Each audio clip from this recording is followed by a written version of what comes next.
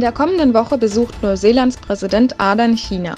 Bereits kurz nach dem grauenvollen Attentat erfuhr Ardern durch die muslimische Welt erheblichen Zuspruch nach seiner solidarischen Geste der Trauer.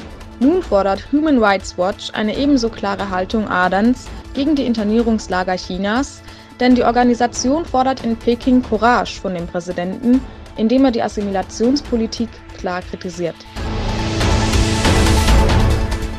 Im besetzten Ostturkestan werden weiterhin massiv Menschenrechte verletzt. Auch außerhalb der Internierungslager sind Minderheiten gezwungen, beispielsweise die Hymne der Kommunistischen Partei zu erlernen.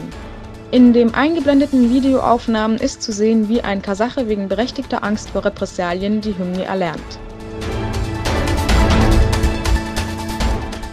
Der chinesische Außenminister Wang Yi erdreistete sich, die unterdrückerischen Maßnahmen des kommunistischen Regimes in Ostturkestan als eine schlichte Maßnahme gegen den Radikalismus zu bezeichnen.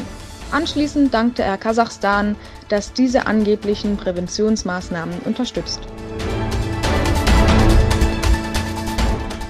Die chinesische Regierung startet eine Denunzierungskampagne, die Belohnung verspricht, sollte jemand Informationen über illegale religiöse Gruppierungen preisgeben. Bei einem derartigen Hinweis sind bis zu 10.000 Yuan als Belohnung vorgesehen. Die Arabische Liga lehnt die offizielle amerikanische Anerkennung der Golanhöhen als israelisches Hoheitsgebiet ab. In Jordanien fanden deshalb kritische Proteste statt.